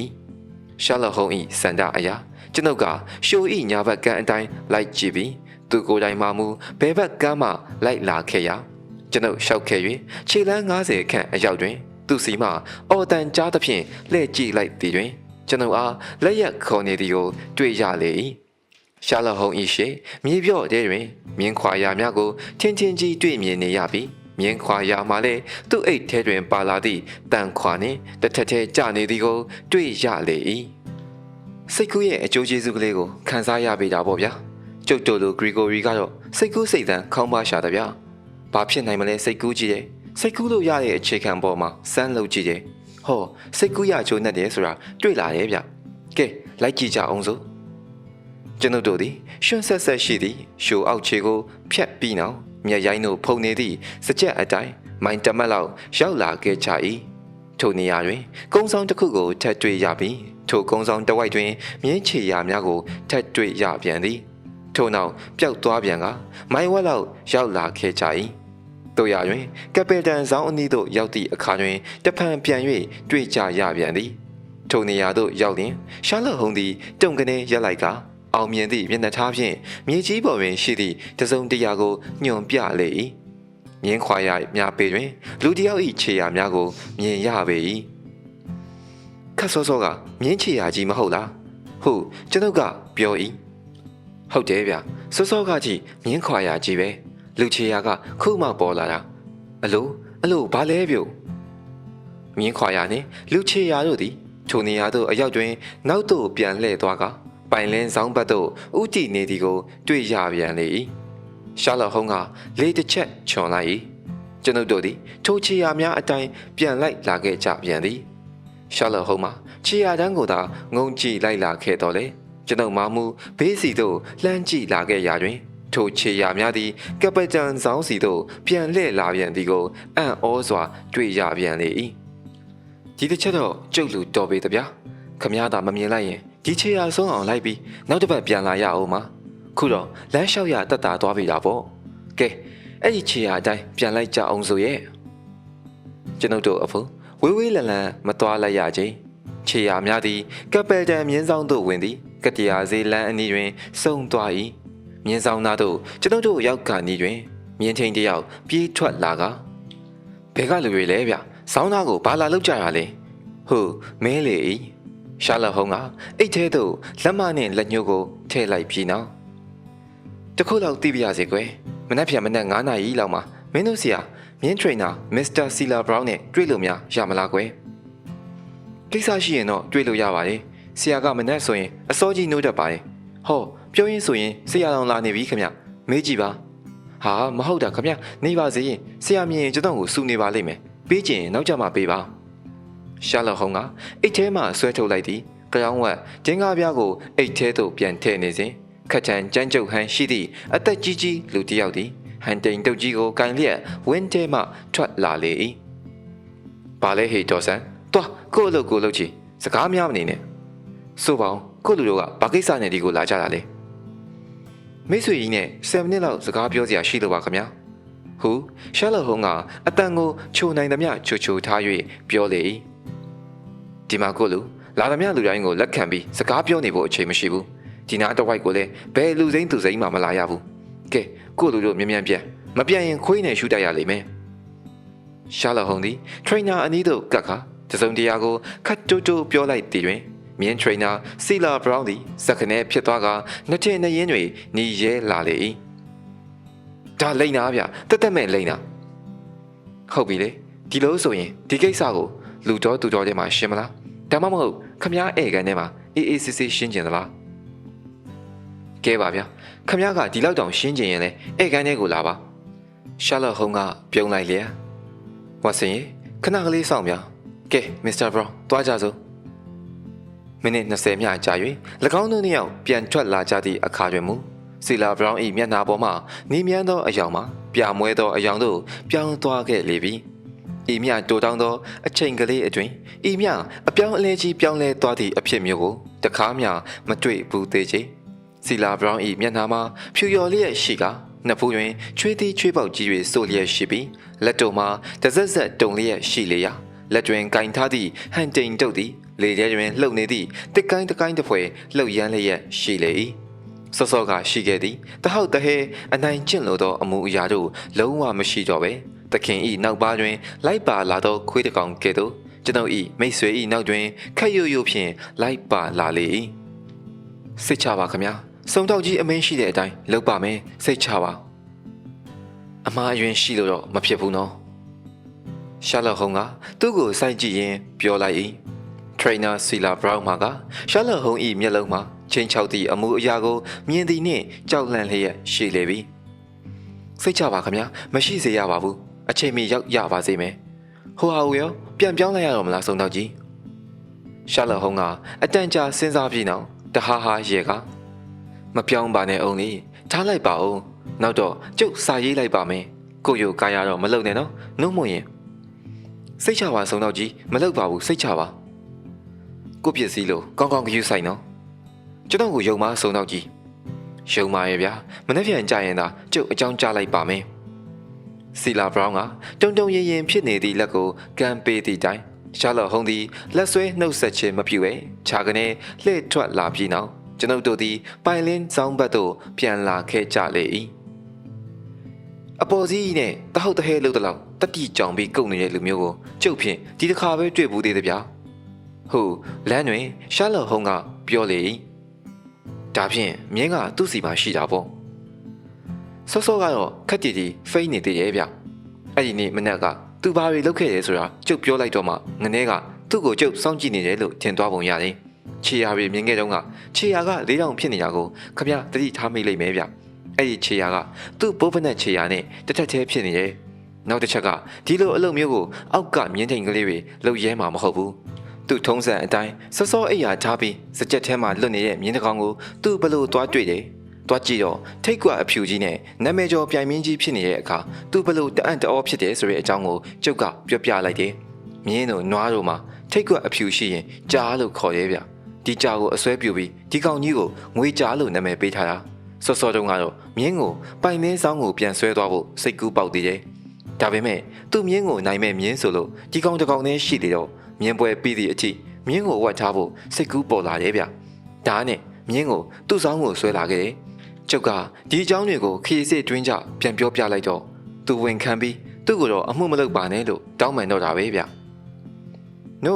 သူမြင်းဆောင်ကိုရှာပေးပြီမဟုတ်လား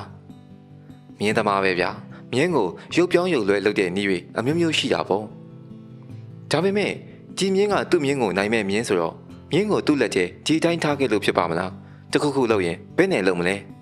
။ဒီမှာဝတ်စင်စိတ်ချခမားလူဘာမှမလုပ်ရဘူး။သူ့မျက်လုံးအိမ်ကိုစောင့်ရှောက်တယ်လို့ဒီမြင်းကိုသူစောင့်ရှောက်မှာသူ့အဖို့ဒုက္ခမရောက်အောင်လုပ်ရမယ်တခုတည်းသောနီလန်းဟာဒီမြင်းကိုအကောင်းပကတိချောချောမောမောပြန်အပ်ရမယ်နီလန်းတစ်ခုတည်းပဲရှိတော့တယ်ဘုံမူကြီး Ross ကတော့အခဲကြေမယ်မထင်ဘူးဗျဘယ်လိုပဲဖြစ်ဖြစ်ဒီလူအပေါ်တော့ညမယ်မဟုတ်ပေဘူး ဒါကတော့သူ့အပေါ်မှာမတည်ဘူးဗျကျုပ်နီးနဲ့ကျုပ်လောက်ရမှာပဲကျုပ်ကသူ့ကိုအကုန်ပဲပြောပြလို့ဖြစ်မလဲပြောတင်တဲ့တော့ပဲပြောရမှာပေါ့အစိုးရအမှုတမ်းမဟုတ်ပဲလွတ်လွတ်ဖြစ်တော့ကျုပ်ကဒီတစ်ချက်မှာအစိုးရစုံတော့တည်ထက်တပန်းတာပေးတာပေါ့ဗျာခမရတတိထားမိလေမလားတော့မသိဘူးဘုံမူကြီးကိုကြည်ရတာကျုပ်ကိုအထင်ခက်သေးသေးရဲ့ဗျကျုပ်ကလည်းတလှဲ့တော့ပြန်ပြီးကတိကအောင်ပြန်လုပ်လိုက်ရအောင်မယ်မြင်းအကြောင်းကိုတော့သူ့ကိုတော့မပြောလိုက်နဲ့အောင်နော်မပြောပါဘူးဗျာခမရခွင့်ပြုချက်မရရင်ဘာမှမပြောပါဘူးပြီးတော့လေစထရစ်ကအသက်ခံရတဲ့ကိစ္စနဲ့ဆိုင်ရင်မြင်းကိစ္စကအသေးအဖွဲကလေးပါဗျာဒါဖြင့်စထရစ်ကတတ်မှုအတွက်ခမရအာသွန်ခွန်ဆိုင်လောက်ရအောင်မယ်ပေါ့မလုပ်တော့ဘူးညရထားနဲ့ကျုပ်တို့လန်ဒန်ကိုပြန်တော့မယ်ကျွန်တော်မှသူ့စကားကြောင့်အံ့အားသင့်လျက်ရှိလေ၏ဒီဗွန်ရှိုင်းယာနဲ့တို့ကျွန်တော်တို့ရောက်လာသည်မှာဘာမျှမကြာလှသေးသည်ပြင်အစကောင်းကောင်းဖြင့်စခဲ့သည့်သူ့ထောက်လှမ်းမှုကိုစွန့်လွတ်ရဆိုင်လိုက်တော်မူဆိုခြင်းကြောင့်နားမလည်နိုင်အောင်ဖြစ်လျက်ရှိလေ၏ရှာလော့ဟုံသည်ထရိနာ၏အိမ်သို့ရောက်သည့်အချိန်စကားတစ်လုံးမျှမပြောတော့ဘဲတိတ်ဆိတ်စွာရှောက်လာခဲ့လေ၏ပုံမှုကြီးနှင့်အင်စပက်တာတို့မှဧကန်တွင်ထိုင်ရင်ကျွန်ုပ်တို့ကိုစောင့်လျက်ရှိလေ၏ကျွန်တော်တို့နှစ်ယောက်ကတော့ညရထားနေပဲလန်ဒန်ကိုပြန်ကြတော့မယ်ဗျဒတ်မွန်းနယ်ကလှလဲလှလေကောင်းလေတန်လဲရလေတော့လာရတာကောင်းပါပေရဲ့ဗျအင်စပက်တာကမျက်လုံးကိုဖွင့်ကြည့်လိုက်ပြီးပုံမှုကြီးကလှောင်ပြောင်သောအပြုံးဖြင့်သူ့ကိုလမ်းကြည့်လိုက်ရင်စထရီကာကိုတက်တဲ့ဒီအခန်းကိုဖမ်းဖို့တော့လက်လျှော့လိုက်ပြီးဆိုပါတော့ရှာလော့ဟုံကပခုံးကိုတွန့်ပြလိုက်ရင်အတားအဆီးအခက်ခဲတွေကတော့တော်တော်များရဲ့ဗျတိုးတော်လဲဘယ်လိုပဲဖြစ်စေအင်္ဂါနေ့ဖလားပွဲမှာတော့ခမားမြင်ပြေးနိုင်မှာပါစီမဲ့ဂျော်ကီကိုသာအစင်သင့်ဖြစ်အောင်ပြောထားပါဒါချက်တေသူစထရီကာရဲ့တပ်ပုံများရရင်တော့လိုချင်တယ်ဗျအင်စပက်တာကအိတ်ထဲမှာစားအိတ်နဲ့ထည့်ထားသည့်တပ်ပုံကိုထုတ်ပေးလိုက်၏အင်စပက်တာကြီးကတော့တကယ်အလိုက်သိပေရဲ့ဗျ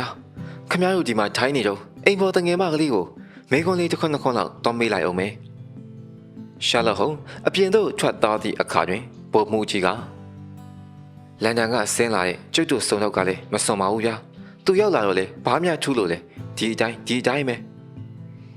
အနည်းဆုံးခမားမြင်ပြေးရမယ်ဆိုတဲ့ကလေးတော့ရပြီမဟုတ်လားဟုတ်ကျွန်ုပ်ကမခံချင်သဖြင့်တခွန်းဝင်ပြောလိုက်၏ပုံမှုကြီးကပခုံးကိုတွန့်ပြလိုက်ရင်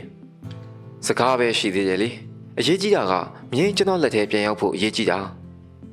ကျွန်ုပ်ကကျွန်ုပ်၏မိတ်ဆွေအတွက်မခံချင်သဖြင့်တစုံတရာပြောလိုက်မည်အပြုတွင်ရှာလော့ဟုံသည်အခန်းထဲသို့ပြန်ဝင်လာလေ၏ကဲဒါဗစ်တော့ကိုသွားမယ်ဆိုရင်ကျုပ်အနေနဲ့တော့အစင်သင့်မဲဗျသွားကြတော့မလားယထာဘော်တို့ကျွန်ုပ်တို့အတက်တွင်မြင်းချင်းတငယ်ကလေးတယောက်သည်ကျွန်ုပ်တို့အတွက်တကားဖွင့်ပေးလေ၏ရှာလော့ဟုံသည်ဘာစိတ်ကူးရသည်မသိကုံ၍တငယ်ကလေးကိုလက်တိုးလိုက်ရင်ဟေ့တငယ်ကြီးမင်းတို့မြင်းခွင်းထဲမှာရှိတဲ့တိုးတွေကိုဘယ်သူကြောင်းတယ်လဲကွာကျွန်တော်ကြောင်းနေခမခုတလုံးမှာတိုးတွေကိုကြည့်ရတာတခုခုများဖြစ်မနေဘူးလားထူးထူးထွေထွေတော့တိတ်မဖြစ်ဘူးခမသုံးကောင်လောက်ကတော့ခြေကျိုးနေကြတယ်ရှာလော့ဟုံသည်တယောက်တည်းတခစ်ခစ်ရေကလက်ဝါးနှစ်ဖက်ကိုပုတ်လျက်ရှိသဖြင့်အတော်ကြီးကျေနပ်နေပုံရသည်ကိုတွေ့ရလေ၏ထို့နောက်ကျွန်ုပ်ကိုလက်တို့ကအဝေးကလှမ်းပစ်တာထိတော့သွားပြီဗျထိသွားပြီအင်စပက်တာကြီးတိုးရီဖြစ်နေတဲ့ယောဂါကိုတစိတ်တတိထားလိုက်စမ်းပါဗျာဘာယောဂါများဖြစ်မလဲမသိဘူးကဲရထားဆရာကလေးမောင်းတော့ဟေ့ပုံမှုကြီး Ross မှာကျွန်ုပ်၏မိတ်ဆွေကြီးအားအထင်သေးမြဲသေးနေသည့်ဟန်မျိုးကိုစောင့်ထားလျက်ပင်ရှိတော်လေအင်စပက်တာ၏မျက်နှာပေါ်တွင်စိတ်အားထက်သန်သောအမူအရာမျိုးပေါ်လာခြင်းကိုကျွန်ုပ်သတိပြုလိုက်မိလေ၏စုတောက်ကြီးကဒီကိစ္စကိုအရေးကြီးတယ်လို့ထင်သလားတိတ်ကိုကြည်ရဲဗျတခြားဘယ်အချက်ကိုများသတိပြုစေခြင်းသေးတယ်လဲစုံတောက်ကြီးအဲ့ဒီညတော့ကခွေးရဲ့ထူးဆန်းတဲ့အပြုတ်အမူဗျအဲ့ဒီညတော့ကခွေးကဘာမှမလုပ်ပဲအဲ့ဒီဘာမှမလုပ်တာကထူးဆန်းတဲ့အပြုတ်အမူဗျဟုတ်ရှာလော့ဟုံကပြောလိုက်၏နောက်၄ရက်ကြာသောအခါ၌ရှာလော့ဟုံနှင့်ကျွန်ုပ်သည်ဝက်ဆက်ဖလားပွဲကိုကြည့်ရန်အတွက်ဝင်ချက်စတာသို့ထွက်သည့်ရထားပေါ်တွင်ရောက်နေကြလေ၏ချိန်ဆထားသည့်အတိုင်းပုံမှုကြီး Ross သည်ကျွန်ုပ်တို့ကိုဘူတာယုံတွင်လာရောက်ကြိုဆိုနေသည်ကိုတွေ့ကြ၏ကျွန်ုပ်တို့သည်သူ့ရထားကလေးဖြင့်မြင်းပြိုင်ခွင်းသို့လာခဲ့ကြ၏ပုံမှုကြီး၏မျက်နှာမှာများစွာမကောင်းလှခြင်းသူ့အမှုအရာမှလည်းအေးဆက်ဆက်နိုင်လှပေ၏ကျွန်တော်မြင်းကိုတော့အရေးအယောင်တော့မှမမြင်ရသေးဘူးခင်ဗျာ ဘုံမူကြီးရဲ့မြင်းကိုမြင်ရင်တော့မှတ်မိပါရဲ့နော်ဘုံမူကြီးမှာထုံမေးကုန်းကြောင့်စိတ်တူသွားကကျွန်တော်မြင်းမွေးလာတာအနည်း20ရှိပြီဗျာဒီလိုမေးကုန်းမျိုးကိုဒီတစ်ခါပဲအမေးခံရဘူးတည်းရဲ့ကျွန်တော်မြင်းကအဖြူထိတ်ကွက်နဲ့ရှေ့လက်တစ်ဖက်ကလက်ဖြူငွေကြားဆိုရင်ကလေးကအစာတိရဲ့လောင်းကြီးကတော့ဘယ်နေနေလဲလောင်းကြီးကတော့တော်တော်စမ်းနေဗျမနေ့ကအထိဟိုမြင်းကို15လေးတလေးပေးကြတယ်ဒီနေ့တော့3လေးတလေးတောင်မလောင်းကြတော့ဘူးတယောက်ကတခုခုတော့ကြိတ်ကြံနေပြီဆိုတာထင်ရှားနေပြီဗျGrandstand အနီးတွင်မြင်းရထားရက်လိုက်သည့်အခါ၌ပြေးမြည်မြင်းများစရင်ကိုကြည့်လိုက်သည် Wessex ဖလားပွဲတောက်6လက်မှာအသက်4နှစ်နဲ့5နှစ်ပထမစုပေါင်1000ဒုတိယစုပေါင်300တတိယစုပေါင်200ကွင်းသေးတမိုင်9ဖာလုံးတန်းပြေးမြည်မြင်းများမှာအောက်ပါအတိုင်းဖြစ်သည်1 Negro မြင်းပိုင်ရှင် Mr. Heath Newton အိုထုတ်အနီးအင်ဂျီအစိမ်းနေနပန်းမောင်ပိုင်ရှင်ဘုံမူကြီးဝတ်လောအိုထုတ်ပန်းရောင်အင်ဂျီအပြာနဲ့အနက်စင်3 Desparo ပိုင်ရှင် Lord Badwater အိုထုတ်အဝါနဲ့အင်ဂျီလက်ပြအဝါ4ငွေချပိုင်ရှင်ဘုံမူကြီး Ross အိုထုတ်အနက်အင်ဂျီအနီး5မြက်လေးနွယ်ပိုင်ရှင်ဘဲမိုရဲမြို့စာအိုထုတ်အဝါအင်ဂျီအစင်ကြောင်း6တိုင်ငမန်ပိုင်ရှင် Lord Singlefold အိုထုတ်ခရမ်းရောင်အင်ဂျီလက်ပြက်အနံအမှန်ကတော့ကျွန်တော်တို့ဆောင်းကနှစ်ကောင်ပြေးဖို့ပဲဒါပေမဲ့စုံတော့ကြီးစကားကိုအားကိုးပြီးငွေကြကိုပဲထည့်ထားတယ်ကြံတကောင်ကိုပွဲစရင်ကဖျက်လိုက်တယ်အလိုဘဲနာလဲပြုတ်ငွေကြက favorite ဖြစ်နေပါလားငွေကြားကွာ9လေးတလေးပေးတယ်ဒက်စပါရိုကို15လေးတလေးပေးမယ်လိုက်မလားဟောပြိုတန်းစီကုန်ပြီအားလုံး6កောင်ဗျဟုတ်ကျွန်ုပ်ကပြောလိုက်ရင်6កောင်လား6កောင်ထဲမှာကျွန်တော်မြင်ပါတယ်နော်ဟင်ကျွန်တော်ဂျော်ကီအယောင်ကိုလည်းမမြင်ရသေးပါလားဗျဟုတ်ဘုံမူကြီး Ross ကအလန့်တကြားအော်ဤ9កောင်တော့ဖြတ်သွားပြီဗျခုကောင်ကဘုံမူကြီးကောင်ထင်တာပဲ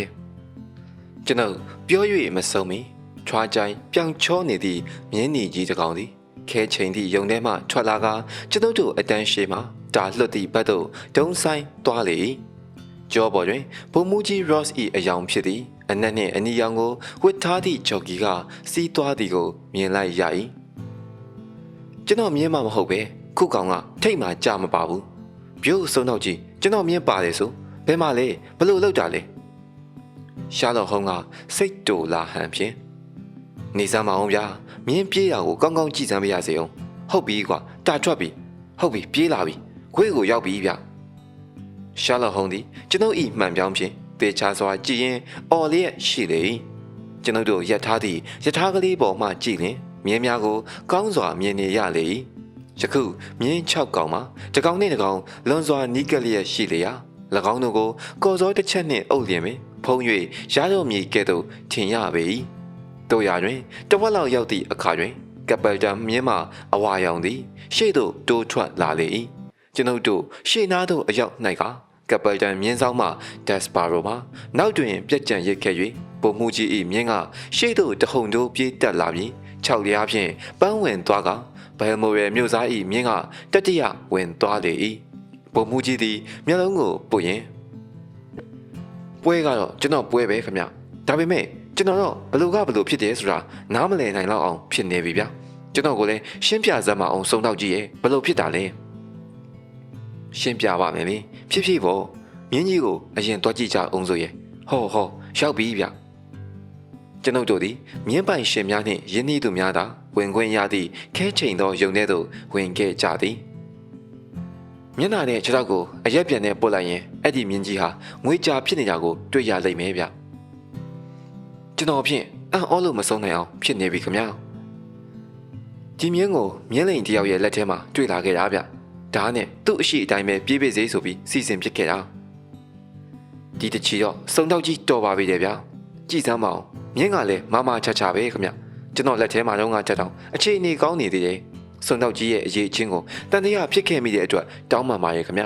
မြင်းကိုပြန်ရအောင်လုပ်ပေးခဲ့တဲ့အတွက်စုံတောက်ကြီးရဲ့ကျေးဇူးကြီးပါပေတယ်ကျွန်တော် trainer striker ကိုတတ်ခဲ့တဲ့လူတက်တရခန့်ကိုမိအောင်ဖမ်းပေးနိုင်မယ်ဆိုရင်တော့စုံတောက်ကြီးကျေးဇူးဟာဆက်လို့တော့ကုန်မှာမဟုတ်တော့ပါဘူးဖမ်းပေးပြီးပါပကောဗျာဟုတ်ရှာလော့ဟုံးကတည်ငြိမ်စွာပြောလေ၏ဘုံမူကြီးနဲ့ကျွန်ုပ်ကသူ့ကိုတအံ့တအောဖြင့်လမ်းကြည့်လိုက်ရင်ဗျာဖမ်းပေးပြီးပြီဟုတ်စားဒါဖြင့်အဲ့ဒီလူတက်တရခန့်ဘာမှလဲဒီမလေးဗျာဒီမဟုတ်လားဘာမှလဲခုလောလောဆယ်ကျုပ်နားမှာရက်နေရဲ့ဗျဘုံမူကြီးသည်မျက်နှာအနီးရဲသွားကစိတ်ဆိုးလျက်စုံတောက်ကြီးရဲ့ကျေးဇူးကျွန်တော်ပေါ်မှာရှိတယ်ဆိုတာကျွန်တော်ဝန်ခံပါတယ်ဒါပေမဲ့ခုပြောလိုက်တဲ့စကားကတော့မကောင်းဘူးဗျဒီလိုနောက်ဖို့မကောင်းဘူးနောက်တာမဟုတ်ရင်လည်းတက်တက်မဲ့ကျွန်တော်ကိုစော်ကားတာပဲရှာလော့ဟုံးကရေလိုက်လျက်ဘုံမူကြီးကိုလူတက်တရခန့်လို့ဆိုလိုတာမဟုတ်ရပါဘူးလေတကယ်တရခန့်အစ်စ်ကဘုံမူကြီးရဲ့နောက်မှာရက်နေတယ်ခင်ဗျရှာလော့ဟုံးသည်ဘုံမူကြီးနောက်ဘက်သို့သွားကငွေကြာကြီး၏ပြောင်ချောနေသောလက်ဆံမွေးများကိုပုတ်တက်ပေးနေလေ၏ဘာစထရိကာကိုတတ်တာမြင်လားဘုံမူကြီးနဲ့ကျွန်တော်ကပြိုင်တူអော်လိုက်ကြသည်ဟုတ်တယ်ခင်ဗျစထရိကာကိုတတ်တာဒီမြင်မယ်တိုးတော်လဲသူ့မှာအပြစ်မရှိရှာပါဘူးလေသူခင်ဗျကိုကာကွယ်တဲ့အနေနဲ့လုပ်ရတာပါစထရိကာဆိုတဲ့လူဟာလူကောင်းမဟုတ်ဘူးခင်ဗျတပည့်ကောင်းကြီးအောင်မဖြစ်ထိုက်ဘူးဟောနောက်တစ်ပွဲစတော့မယ်ခင်ဗျကျုပ်လောင်းထားတာလေးကြည့်ရအောင်မယ်အကျိုးအကြောင်းကိုတော့နောက်အလျင်းစင်းတဲ့အခါရှင်းပြတာပေါ့ထိုနေ့ညတွင်ကျွန်တော်တို့သည်ယထာဖြင့်လန်ဒန်သို့ပြန်ခဲ့ကြလေ၏တနင်္လာနေ့ညကပိုင်လေးမြင်းဆောင်တွင်ဖြစ်ပျက်ခဲ့သောအဖြစ်အပျက်နှင့်ပတ်သက်၍ရှာလော့ဟုံး၏ရှင်းလင်းချက်ကိုနားထောင်၍လိုက်ခဲ့ကြသဖြင့်ကျွန်တော်နှင့်ဘုံမူကြီး Ross တို့မှလန်ဒန်သို့ရောက်မှန်းပင်မသိလိုက်ကြကြသတင်းစာတွေထဲမှာပါတဲ့သတင်းတွေကိုဖတ်ပြီးကောက်ချက်ဆွဲထုတ်မိတဲ့အတွက်ကျုပ်မှားသွားတယ်ဆိုတာကိုအရင်ဝန်ခံခြင်းနဲ့ဗျတိုးတော်လဲအရေးမကြီးတဲ့အသေးစိတ်အချက်အလက်တွေကိုဖယ်ထုတ်လိုက်ပြီးအရေးကြီးတဲ့အချက်တွေကိုစစ်ထုတ်တက်ရင်သတင်းစာတွေထဲမှာလဲတဲလွန်စာတွေပါတဲ့တလောက်ပါပါတယ်ဒီဗွန်ရှိုင်းယာကိုကျုပ်တို့လိုက်လာခဲ့တော့ကတကယ်လူသက်တရခန့်ဟာ Fitzroy ပဲဖြစ်လိမ့်မယ်ဆိုတဲ့ယုံကြည်ချက်နဲ့လိုက်လာခဲ့တာဗျ Fitzroy ကိုဆွဲဖို့အထောက်ထားတွေကတော့တိတ်မပြည့်စုံလာဘူးပေါ့ဗျာတေတူ trainer အင်ရှိမှာယထာရက်လိုက်တော့ဒီအမှုမှာအမဲသားဟင်းဟာတော်တော်အရေးကြီးတယ်ဆိုတာကျုပ်ကောင်းထဲမှာလက်ခနဲပေါ်လာတယ်ဗျဒါကြောင့်ယထာရက်တော့ခမရတို့အားလုံးစင်းပြီးသည့်အထိကျုပ်မစင်းသေးပဲငိုင်းနေတာကိုသတိထားမိလိမ့်မယ်ဒီလောက်အရေးကြီးတဲ့တဲလွန်စာကြီးကိုဘာကြောင့်များမျက်စိရှံသွားတယ်လဲလို့စဉ်းစားမိတာနဲ့ယထာဘော်ကစင်းရမှာကိုတောင်မေ့သွားတယ်ဗျကျွန်တော်အနေနဲ့ပြောရရင်တော့ဒီအမဲသားဟင်းဟာဘာကြောင့်ဒီလောက်အရေးကြီးရတယ်လဲဆိုတာခုထိတောင်သဘောမပေါက်သေးပါဘူးခင်ဗျာစဉ်းစားစရာတွေကိုဂွင်းဆက်လို့ရှောက်ပြီးစဉ်းစားလိုက်တဲ့အခါမှာအမဲသားဟင်းကိစ္စဟာစဉ်းစားတဲ့အထက်မှာပထမဆုံးဂွင်းဆက်ပဲခင်ဗျဘိန်းမုံဆိုတာမျိုးဟာအရသာတစ်မျိုးရှိတယ်ဗျအနက်ကလည်းပြင်းတယ်ကြည့်လိုက်ရင်သိတာလေတာမန်ဟင်းထဲမှာထည့်လိုက်ရင်တော့စားမိတဲ့လူကချက်ချင်းသိတယ်သိရင်ဆက်စားတော့မှာမဟုတ်ဘူးဒါကသိကြတယ်ဒီတော့ဘိန်းထဲလို့အကောင်ဆုံးဟင်းဟာအိန္ဒိယလူမျိုးတွေစားလေရှိတဲ့အမွှေးအကြိုင်တွေခတ်ထားတဲ့ဟင်းမျိုးဒီတော့အဲ့ဒီညကမြင်း trainer striker ရဲ့အိမ်မှာအမဲသားဟင်းချက်အောင်စီမံခန့်ခွဲတဲ့လူဟာဘယ်လိုပဲကြည့်ကြည့်တစိမ့်တရဇန်တယောက်ဖြစ်တဲ့ Fitzroy မဖြစ်နိုင်ဘူးပြီးတော့ trainer ရဲ့အိမ်မှာဘိန်းနံကိုဖုံးသွားစေမဲ့ဟင်းမျိုးချက်တဲ့ညမှာ Fitzroy ကဘိန်းမုံထုတ်ကင်ပြီးလာမိလျက်သားဖြစ်တဲ့ဆိုရအောင်ကလည်းတိုက်ဆိုင်လွန်အားကြီးနေတယ်လုံးလုံးမဖြစ်နိုင်ဘူးဒါကြောင့် Fitzroy ဟာအမှုရဲ့ခွင်ထဲမှာမရှိတော့ပဲအပြင်ကိုလုံးလုံးရောက်သွားပြီကဲကောင်းပြီဒီလိုဆိုရင်အဲ့ဒီညမှာသူတို့အိမ်မှာအမဲသားဟင်းချက်အောင်စီမံနိုင်တဲ့လူဟာဘယ်သူရှိတယ်လဲစထရိကာနဲ့သူ့မိန်းမပဲရှိတယ်မြင်းဆောင်ကတငယ်ကလေးကိုဖယ်ထားတဲ့ဟင်းပကံထဲမှာဘိန်းမုံထည့်လိုက်တယ်တခြားလူတွေလည်းအဲ့ဒီညကအမဲသားဟင်းကိုပဲစားကြတာပဲဒါပေမဲ့ဘာမှမဖြစ်ကြတာကိုထောက်ရင်ဘိန်းမုံကိုတငယ်ကလေးစားမယ်တပကံထဲသာထည့်တယ်ဆိုတာရှင်းပါရဲ့